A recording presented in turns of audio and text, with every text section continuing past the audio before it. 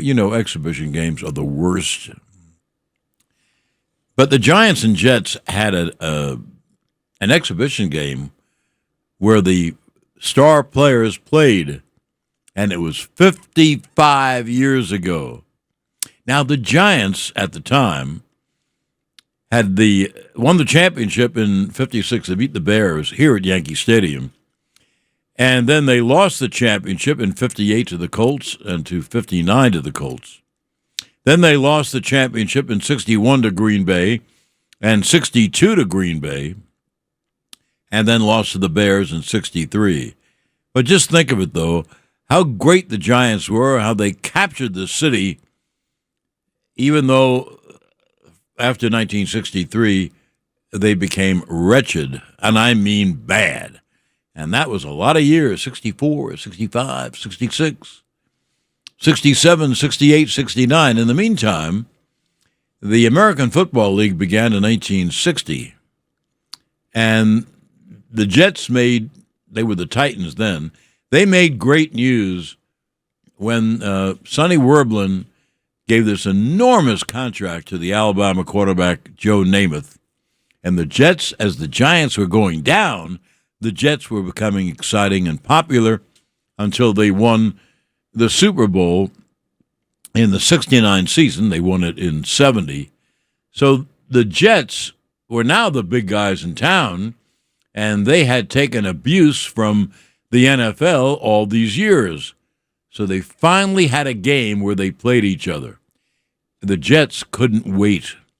And you know what happened in that game? It was at Yale Bowl in August of 1970, 55 years ago. And the Jets beat the tar out of the Giants. All of us Giant fans, it was awful. And the final score, 37-14. Two things I want to talk about that happened on the day. Now, many things happened, but I don't remember them. I was 55 years ago. But two things I remember. One, Weeb Ewbank, the great coach of the Jets, who had been the coach of the Colts when they beat the Giants in there wasn't the Super Bowl then, NFL championship. Anyway, Ewbank went to Namath and whoever on the sideline and said, why don't you come out? Why don't you sit down and, we have the game won. And you know what Namath said? No, let's get one more. They just want to make sure they beat the Giants. Think of the abuse they took all those years, and now they're beating the tar out of the Giants. So they stayed in, and they all played. Namath and Maynard and Sauer and Boozer and Matt Snell, they all played. This is a big game for the Jets and a big game for the Giants. And the Giants owner, who had been there from the very beginning in, I think it was 1926, and this is 1970, and Wellington Mara, who was the proud owner of the Giants, he said, I've never been more embarrassed in my whole life. It happened. The Jets were on top. The Giants were awful. And the Jets, kind of killed them. And all of a sudden, there never was talk again about, are the Giants or the Jets, blah, blah, blah. What happened, though, when the Jets beat the Colts, that changed football completely, the next year, Kansas City played Minnesota in the Super Bowl, and they killed them. And Minnesota didn't deserve to be on the same field as the Chiefs. And one AFL guy said, hey, we're making this merger too soon. We're the big league. But anyway, the merger occurred. You know what's happened. If football was any bigger, it would blow up the country.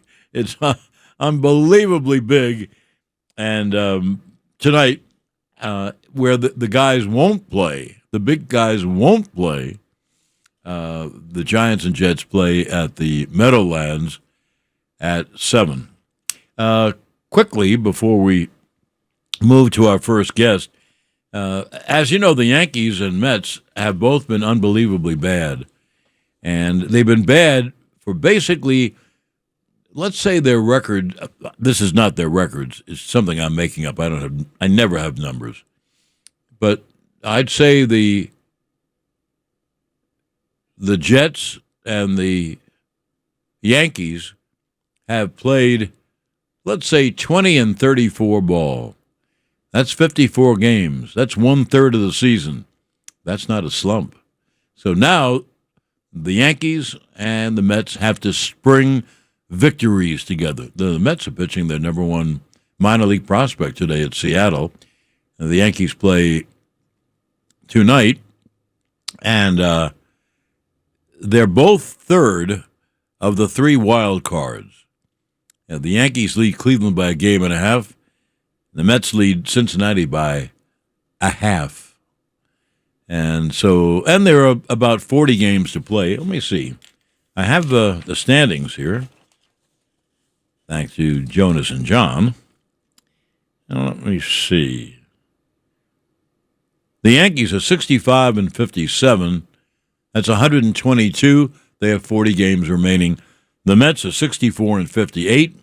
They've lost 14 out of 16. Tough to believe, huh? Especially in baseball. Everyone wins in baseball. The worst team beats the best team because that day their pitcher is better. Anyway, the Mets have also played 122, and that means they have 40 games remaining. So they have a lot of games remaining, but the Yankees and the Mets, they better start winning those games. I have known this gentleman, a great sports writer, Steve Buckley, since I got the Yankee job in '89. And if I remember, Steve, you were working in New York then, were you not? I was. First of all, John, great to talk with you. I used to work for the late, great National Sports Daily, and I was covering the Yankees back in 1990. Yeah, I got here in '89. And then you went to Boston, and where you have been a big hit with the Boston Herald and I guess many other outlets. So how you doing? I've been with the Athletic as a senior writer and columnist since 2018, and that's been just a real joy for me to land such a prestigious job so late in my career. So I'm very happy with it. But I covered the Yankees for 1 year in '88. For the Hartford Courant when Billy Martin was the manager.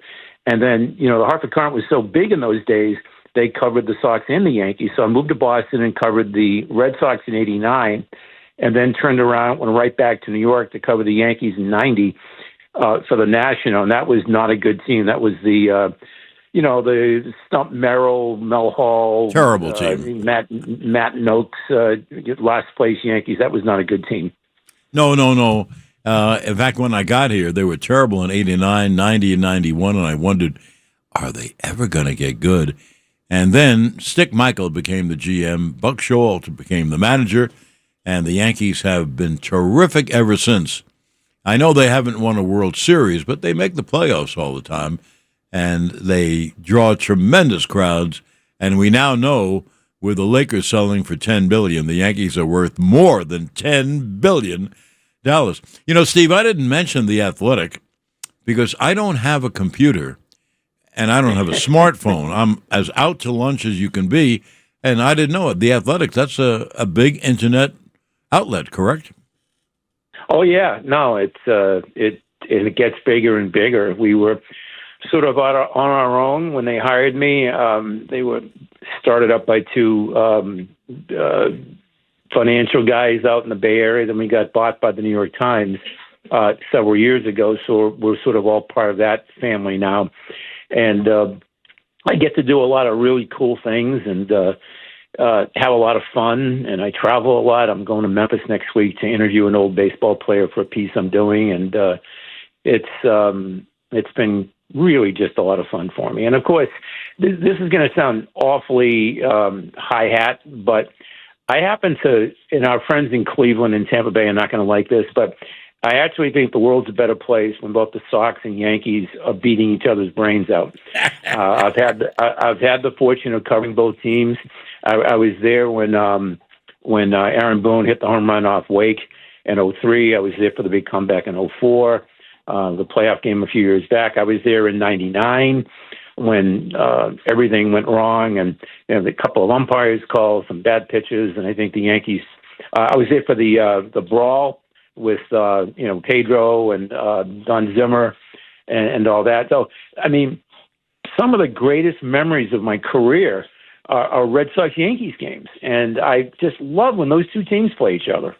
Well, there's no question. When the two teams are both good, it's a phenomenal competition. And I used to say all the time, Steve, going and obviously broadcasting every one of those games, I used to say, it's grist for my mill. So many people care. The stadiums are jammed, and the games are absolutely great. Now, Boston is having really a very good year. On this show a week or so ago, I named Alex Cora my manager of the year because he's done a phenomenal job. They're in second place, and they are 5 games behind Toronto. Any hopes of catching the Blue Jays?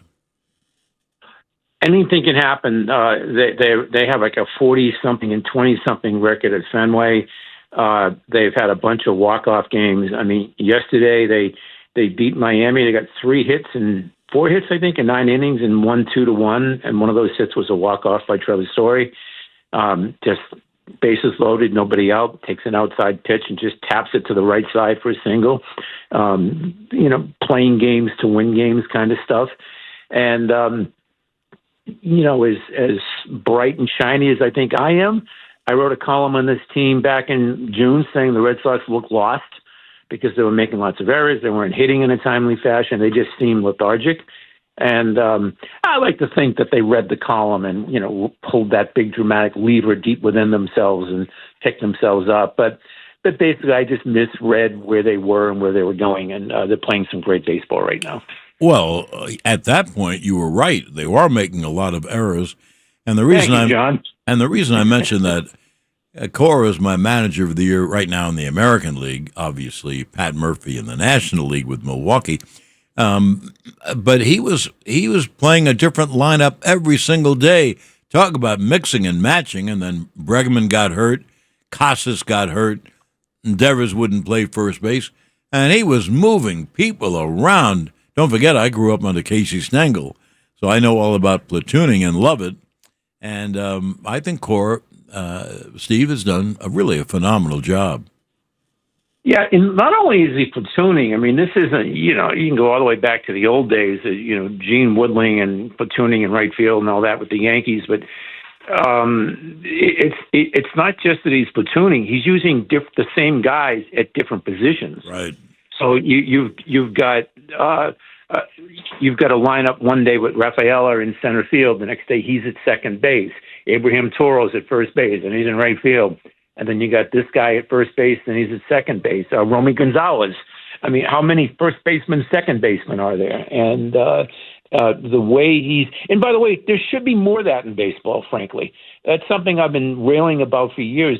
Baseball teams should be able to teach players to be more utility-like on an everyday basis. And by that, I mean, Yaz. Yaz was Carl Yastrzemski played 80% of his career in left field for the Red Sox. He was a DH, and he was a first baseman.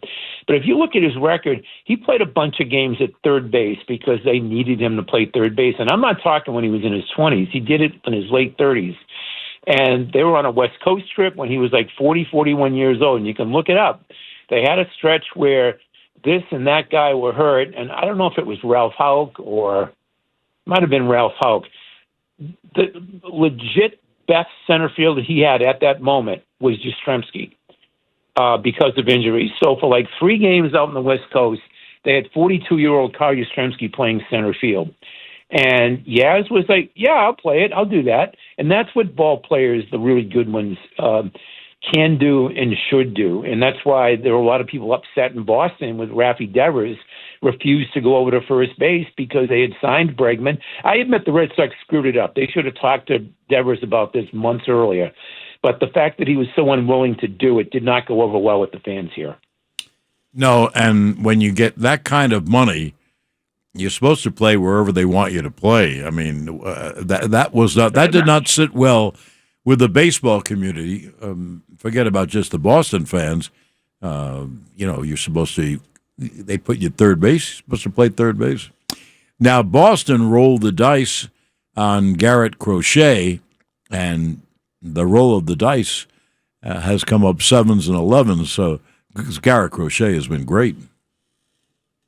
Well, as I like to say, every team has a number one pitcher. Not every team has an ace. And by that, Clemens was an ace. Pedro was an ace. Josh Beckett was an ace for a few years. Kurt Schilling. And those guys are the guys you want to put in the mound to win a game. There have been some years the Red Sox have not had an ace. And this guy's an ace. And Chris Sale, before he got hurt, was an ace. And they haven't really had someone for a couple of years now. And this guy is that guy. And the hope is that he'll remain healthy and be in the mix for the Red Sox for a long time. I don't know about you, but I miss the days where you would have that matchup that everybody talked about. I mentioned a few minutes ago with in the playoffs that year when Pedro was going to go against Clemens. And I used to work with the Boston Herald, and they had a wrap-around cover, and they made it look like a boxing poster, height, weight, reach, and so forth. And it was Pedro versus Roger Clemens. And we don't have enough of those cool matchups anymore. We need more aces. Well, I'm going to give you a big compliment. Last week, one of my guests was Howie Rose, the terrific play-by-play broadcaster of the Mets. Howard. And that's what he said. He said in the old days, you'd have Spahn against Gibson, or you'd have Koufax. Anyway, they missed that, and let's face it, Buck, it doesn't matter if you had great pitchers pitching. They take him out. They take him out in the sixth inning anyway. Yeah. And by the way, since you mentioned the Mets, I need to inform all of your listeners that I was born and raised in Cambridge, Massachusetts. I went to UMass. I've lived in Boston most of my life, except for the 3 years I lived in New York City. But I have always been a Mets fan because I felt as a child I needed to have a National League team. Aside, I get the Red Sox. I needed a National League team. Well, in the summer of '69, when I was 13, and the Mets went on that big winning streak against Leo DeRocher's Cubs, I fell in love with the Mets. I even got the Amazing Mets record album by Fleetwood Records that came out in the fall. And I can give you, Al Weiss, Jerry Grody, Don Clendenin. I can give you the whole lineup, and I can recite the Amazing Mets record album. I love the Mets in those days. And they are my guilty pleasure team now because I can kind of root for them. And plus, they got the best, they're such a great broadcast crew. And I can watch Met games and not have to think, am I going to write a column? Am I going to rip this guy? Because I do a lot of that with the Red Sox. So the Mets are my guilty pleasure team. So, well, I think the expectations are very big for the Mets, and they should be because I see them. They have as good a top six hitters as any team in baseball, and then the young kids in back of them. They all have one thing in common. They can hit it out.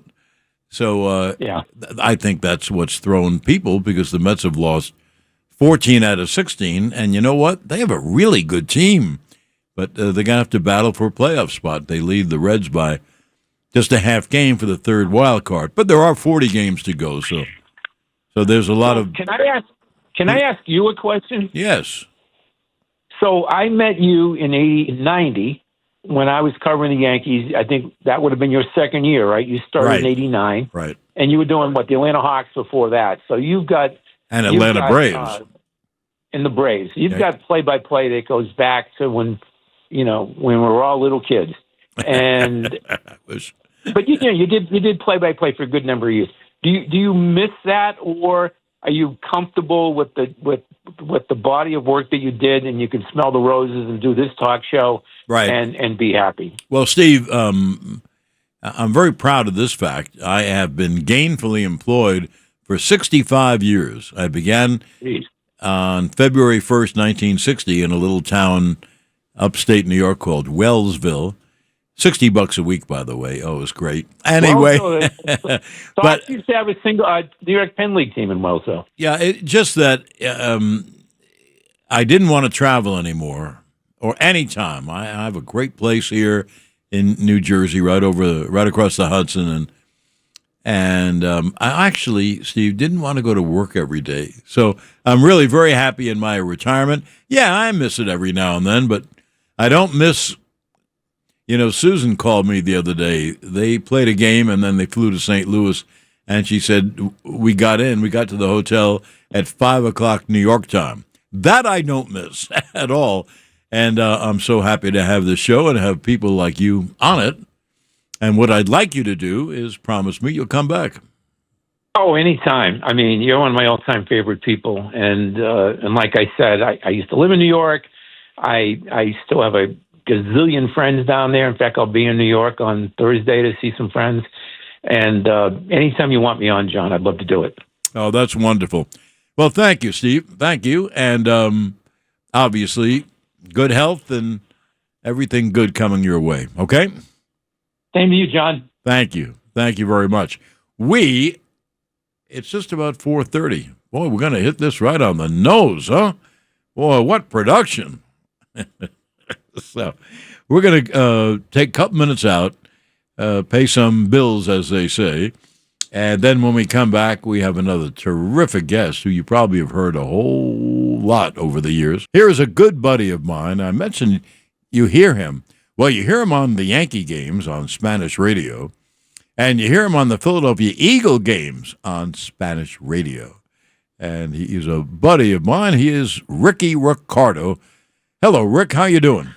John, it is a pleasure and an honor to be with you on this legendary radio station with one of the people that obviously I most admire in the world of broadcasting and outside of the world of broadcasting. Also, we've shared some real special times together, my friend, so it is great to be with you.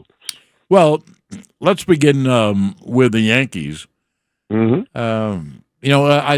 Brian Cashman said something today that was reported in the newspapers that the Yankees now have to go and get a stack of wins.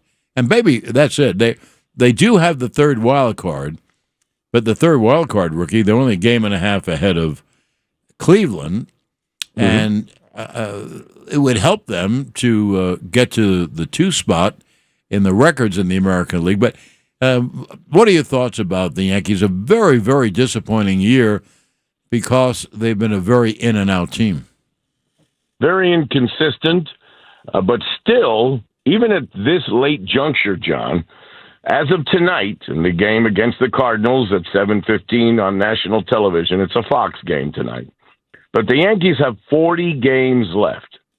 That tells you that there's still a quarter of the season to be played. Now, of these 40 games remaining, 26, and I'm not even counting tonight against the Cardinals because they came into the weekend 61-61, a 500 team. And even though the Yankees beat them last night and dropped them a game under, I'm not counting St. Louis this weekend. Aside from this weekend series, out of the 40 games left, 26 of them are against teams, let me do my math correct, 23 of them are against teams that are below 500 and teams that the Yankees have been able to handle pretty well over the years, as you well know, like the Minnesota Twins, although when their good pitcher faced them on Wednesday night, things changed. But they've got 7 games left with the Chicago White Sox, who have the worst record in baseball and set records last year for futility, but aren't as bad as they were last year this year, so you never know. 7 more against the Baltimore Orioles. They've got 3 coming up at Yankee Stadium against the Washington Nationals. So the schedule really does favor the Yankees if they can get on some sort of roll and beat up on teams that they've been able to handle in the past. Now, they will play 7 against the Boston Red Sox, big series that starts in the Bronx this coming Thursday, and they still have 1 more series in New York against the division-leading Toronto Blue Jays. So it's not all wine and roses, but the majority of these last 40 games are against teams that they can handle. Now, shame on them if they don't beat up on these teams. And let's say out of those 23 games, John, they need to win, to really have a legitimate shot to catch the Blue Jays. they're going to have to win out of those 23 games, maybe 16 or 17 of those 23 games. That's easier said than done, but the schedule says it's possible for this team. Now, whether this team can actually take advantage of the fact that they have a weak schedule, that remains to be seen. And, I never think in baseball that's as nearly important as it is in basketball and hockey and football. Just this year, the Yankees went down to Miami and lost 3 straight. Yeah. And just this year, the Mets went to Pittsburgh and lost 3 straight. So the only way you can beat those teams is if you play well. And the Yankees have kind of an odd team. Is their pitching good? Well, now with Max Fried and Rodon and Heel, they have the beginning of a pitching staff. I like Bednar. I wanted Bednar to come here. But, their bullpen is on and off, as you well know. And so of their 40 games, I agree with you. They have to win a whole lot. They might have to go, let's say, 25-15 or 27-13. Now, do you think they have the ability to do that? Well, therein lies the question.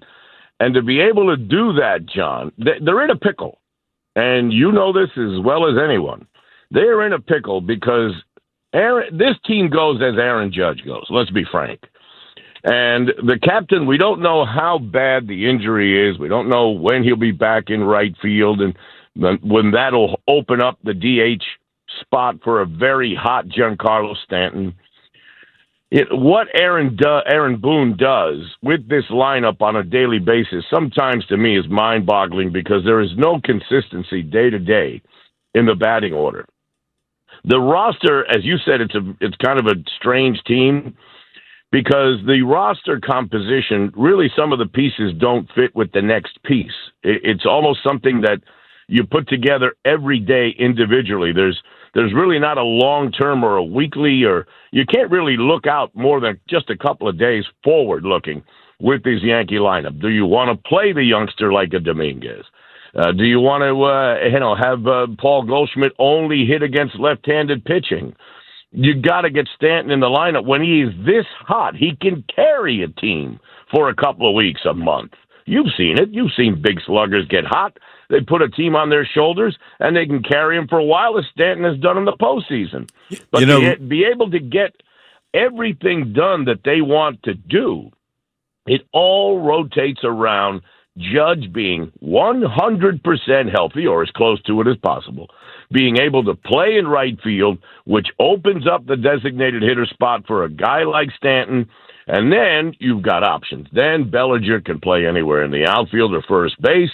You can play a Ben Rice. You can give the Austin Welleses of the world a day off because he's physically just beat up by all the foul tips and the hot weather and just physically worn down. And then on the pitching side, John, I worry about the load that Max Fried has had. Now, Max Fried, if you look at his career over the years with the Atlanta Braves, he's been very, very good, but has been, number one, hurt on a few occasions, and number two, has shown signs of fatigue late in the season and into postseason play too, and you're starting to get hints of that in his last 3 or 4 starts. It hasn't been the same Max Fried that came out of the gate as excellent as he was in April, May, and June. So there are some question marks that need to be cleared up, but John, as you know, this team will only go as far as Aaron Judge's health will take them. Well, one thing, you hit upon Stanton, and Ricky, I think he is a better hitter than he's ever been. If we could get Stanton to ignore the breaking balls on the outside corner, just let him go. Probably they'll be outside. He'll probably get a walk, but he looks like a much better hitter, and he looks like this. When you get the ball somewhere in the middle of the plate, he is devastating. No, let me tell you, I have seen, and we've seen this up close, the opposing manager have to bring the infield in late in games lately, right there on the lip of the grass. and the guy coming up to the plate is Giancarlo Stanton, you better check your health insurance if you're one of those infielders, man, because nobody hits a ball harder than Giancarlo Stanton. So you've got to be on your P's and Q's. And just having him in the lineup forces the opposing manager to manage differently, because the threat, even just the threat of what he can do, even when he's not hot, and right now he's on fire, but even when he's not hot, the threat of him getting a hold of one and breaking a game wide open is right there, clear as day. So those two big boppers, the Yankees, they brought Stanton in to be the protection for Aaron Judge. So those two guys have to carry this team for the remainder of these 6 weeks, 40 games that they have left. The Blue Jays, I think, are catchable, although their pitching is very, very good. And Max Scherzer, as a veteran, is fresh because he's been hurt early in the year, and now he's pitching great. I'm not sure about the Blue Jays bullpen. I'm not sold completely on the Boston Red Sox. They play them 7 times starting this Thursday. So the combination of being able to play the teams in front of you and the rest of the schedule, aside from the series with Detroit and Houston, basically the rest of the schedule against weaker teams, it's all out in front. And I hate to repeat what Aaron Boone says when he says it's all out in front of us for us to take. He's right about that. Now the question mark is, will they take it? Well, that is a question. There's one thing I think, Ricky, and I'll get your opinion on it. Mm-hmm. You mentioned that Boston's coming in for 4 big games and going to Toronto. I don't worry about the Yankees playing any team. Now, there is not a great team in the American League. Maybe that's why I don't worry about it. But there isn't one team that I think the Yankees are worse than. So if they play well, they can win those games. I'm glad you mentioned Bellinger. I've wanted Bellinger here for 2 years, and boy, is he good. I mean, yes, he is. No matter where he plays great, and he hits, and is a great lefty to put between Judge and Stanton. Let me ask you this. We're seeing Ben Rice catch a lot. Mm-hmm. What do they think of him as a catcher? Can he begin? Because we know he can hit. Even when he makes out, he hits long drives or hard drives. Do they think of him as maybe an everyday catcher? He's not as good defensively, in my opinion, as Austin Wells. Now, Wells, remember, came to the major leagues with the reputation of being a better hitter than catcher, but he has done very well in his improvement. Now, of the 3 guys that they have behind the plate, Escara calls the best game, probably frames pitches the best defensively, and all the little intangibles that you want from a catcher, especially these days with, they've changed the philosophy of what a catcher should do and how he goes about doing it. Escara is probably the best when it comes to handling pitchers, calling a game, framing, and things of that nature. We have seen Ben Rice.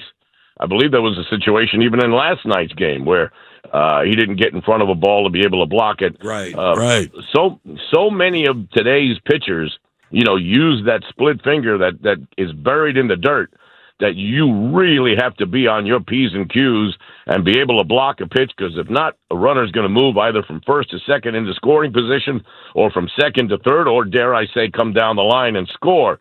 So Rice has got to work a little bit more, but I'll tell you what, he is a committed ball player. He's out there early. You watch. I get to the ballpark very, very early, and you see him working with Tanner Swanson, the catching coach. So there's one thing about these guys, both Wells and Ben Rice and Escara, when he's here. He's been in the minor leagues for a few weeks, but he's back, because of an injury. These guys do work at their craft. They're getting better at it. Let's just hope in postseason, when the money's on the table, John, when the best pitchers in the game are facing you day after day after day, and your pitchers are getting some of these tough hitters out by throwing those pitches that bounce into the dirt, these guys are going to have to step up their game a little bit. But I love Rice. Yeah, he's got some chance because he is, as I mentioned, even when he makes out, he hits hard line drives or long fly balls. Ricky, I have no idea how the Yankees are going to play because, as you said at the beginning, they're so inconsistent. But again, no team that they play will bother me. So I actually think the Yankees will make the playoffs, and we'll see. We'll see. They have a very slim lead, a game and a half over Cleveland, but they're a better team than Cleveland. Anyway. They're better than Cleveland, John. I think they're better than Houston.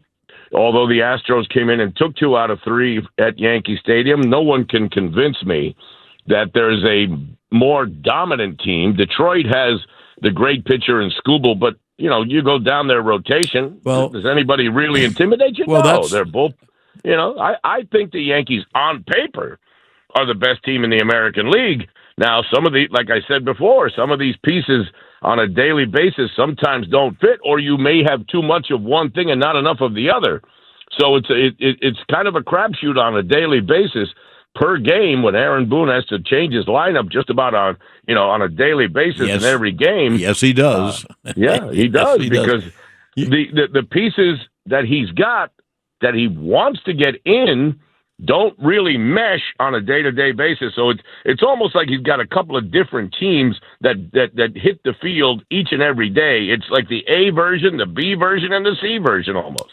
Well, he changes different players, which I like. I just told Steve Buckley, who was on the show before, I grew up under Casey Stengel. Right. Yeah, Madeline Berra played all the time, and then Madeline Maris, but he revolves people around them.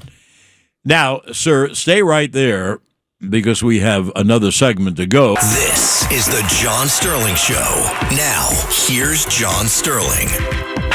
And now we continue by going to the 77 WABC ActionCarting.com phone line, New York City's premier waste and recycling provider. My guest, my buddy Ricardo, who not only does the Yankees on their Spanish, but he does the Eagles. And how long have you been with the Eagles, Ricky? This will be year 16. Oh, as wow. The only Spanish language voice the Philadelphia Eagles have ever had. I've lived through some very bad years, towards the end of the Andy Reid era. And then I've watched this team rebuild itself on a couple of different occasions. We'll finally win a Super Bowl for all those people in Philadelphia, South Jersey, and all over the Lehigh Valley that said, well, I can finally die in peace because they finally saw the Eagles win a Super Bowl in February of 2018. And then, Howie Roseman, the general manager of this team, has done an extraordinary job of keeping this team relevant and just about every other year putting together a roster that is Super Bowl worthy. They've been to 2 of them now in the last 3 years. The lost one to the Chiefs out in Arizona. And then with 1 year in between, came right back against that same Kansas City Chief team and blew the doors off them this past February in New Orleans. So, John, I can proudly tell you that there's 2 pieces of beautiful jewelry that the great Jeffrey Lurie, the outstanding owner of the Philadelphia Eagles, was kind enough to give all of us, the broadcasters, the staff, everyone. And I am very, very proud and looking forward to another great season of Philadelphia Eagles football. Well, it should be a good year. They have a terrific team. Do you think any of the teams, and I really mean Dallas and Washington, can any of them give the Eagles a run?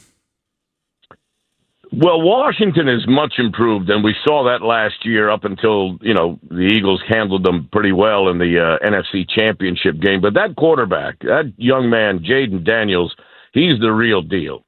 Now, and you and I have seen this over the years, sometimes a rookie quarterback can show up on the scene. He's brilliant. No one has really seen him, haven't figured him out yet. But as you know, John, there's an old saying, now they've got tape on him. So all the defensive coordinators around the league have spent the entire offseason watching the tape of Jaden Daniels, breaking down every move that he makes, his weaknesses and his strengths.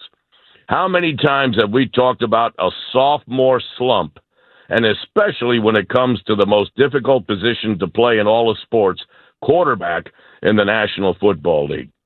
They've got a big issue with their best receiver, Terry McLaurin,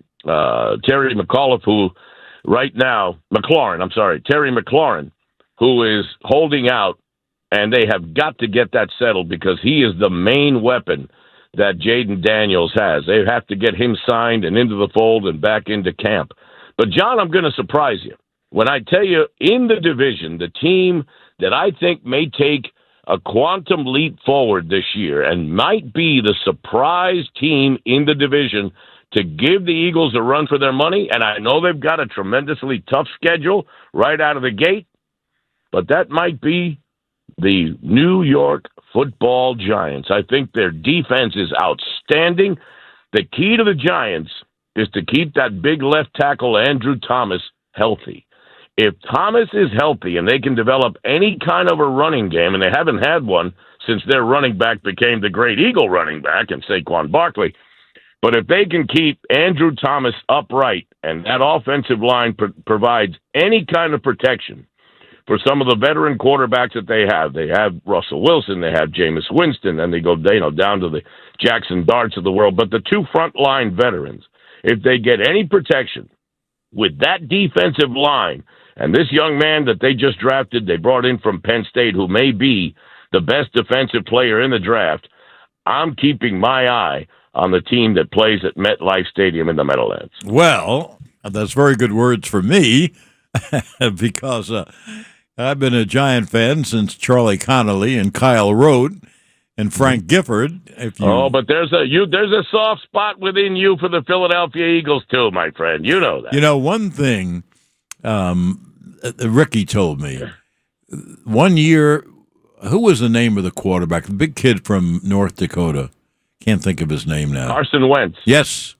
And he was a quarterback, and they drafted Jalen Hurts. And yes. I said to Ricky, well, why are they drafting him? They have a quarterback. And all Ricky said to me was, John, you can't believe how much the Eagles love Jalen Hurts. Yes. And yes. You know what?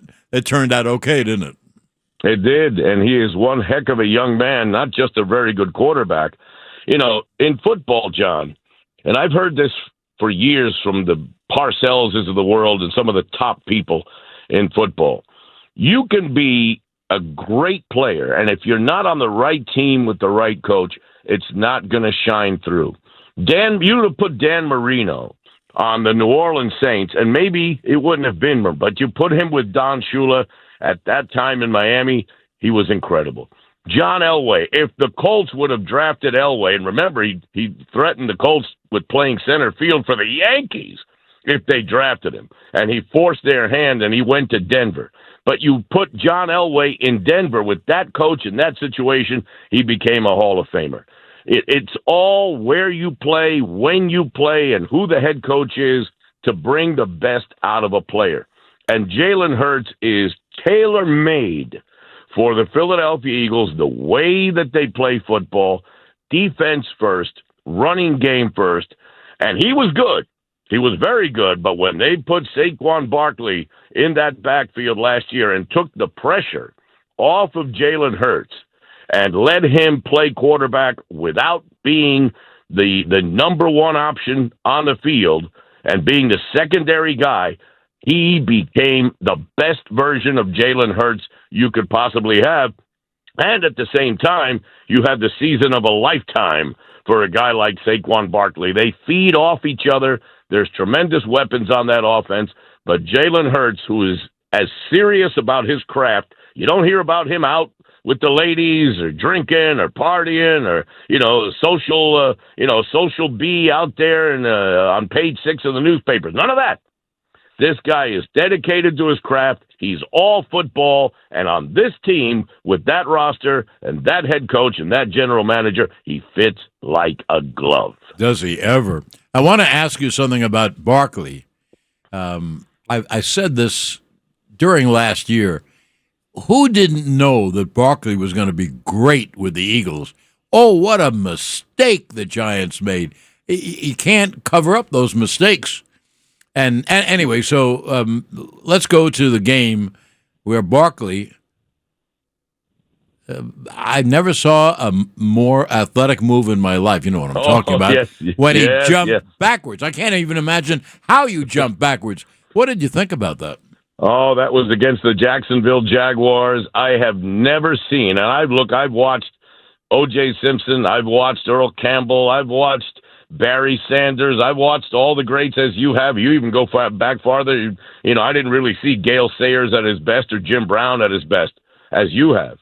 But from what I've seen, I have never seen an athletic football play develop on its own organically. He didn't plan to do that. He was trying to avoid getting hit by the cornerback who had him lined up to nail him hard. And just the way he contorted his body and just did a complete backward flip and got around that tackle. It's the most amazing sports play, just organically made up right on the spot. He didn't plan to do it.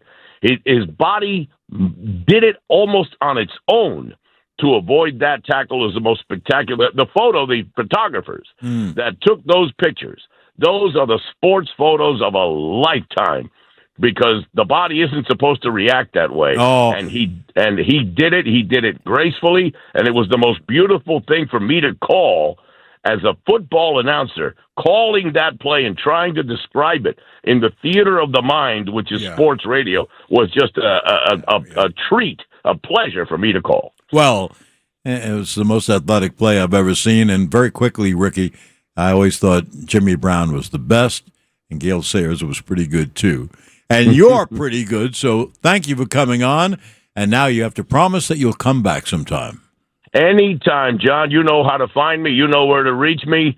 And I am here for you 24/7, 365. You're the best, my friend, and I miss you, and I'll see you soon. Okay. Thank you, Ricky. Behind the glass today, John Robnett, Jonas Jackson, our executive producer, Rich Rattabelli. I will see you next Saturday at 4 to 5. The Sterling Show. Where? On 77 WABC.